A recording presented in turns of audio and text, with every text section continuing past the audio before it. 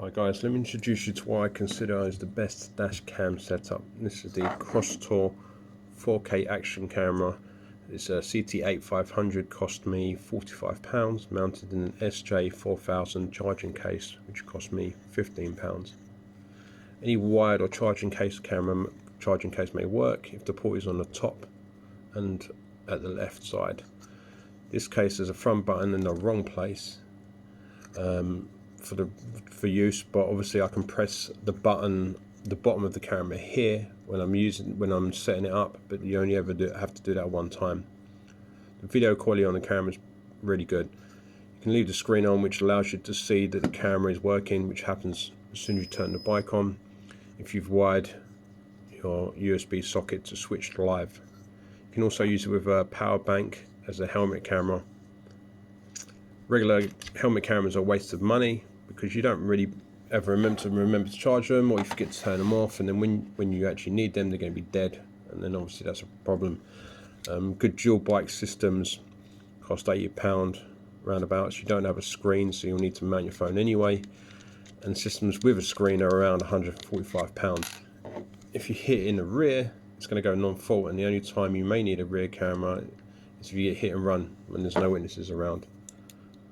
So to set up the camera, bin the cable that it comes with a split cable that's power only, and then obviously if you change it to a micro USB camera cable, which is what this one is here, you can then plug the whole thing straight in without removing the camera. I'm just opening it now to show you the modes and take this out.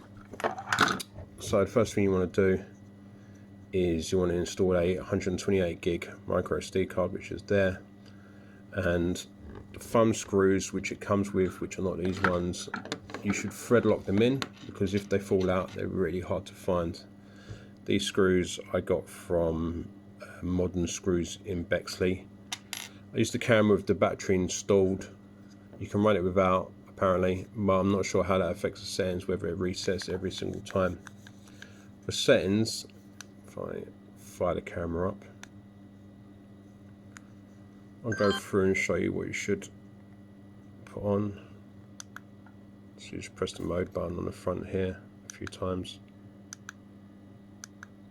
Oh, you've also got Wi-Fi. If you hold that, you can access it via the crosstour app, and then obviously you can access the footage, or you can just pull the card out, or if you just wired, you can plug it straight in and access the footage that way. So you can set obviously 4K, but the minute you turn on anti-shake, which I've got on now, I've only recently turned it on, that will drop to 2K. All the footage on my all the videos on my channel are actually in the 4K with anti-shake off, so you can mess around with that. Looping, you want to go to 1 minute. If you go to anything higher than 1 minute, I've had occasions where it actually says that the actual camera's actually been full. So at 1 minute it doesn't do that.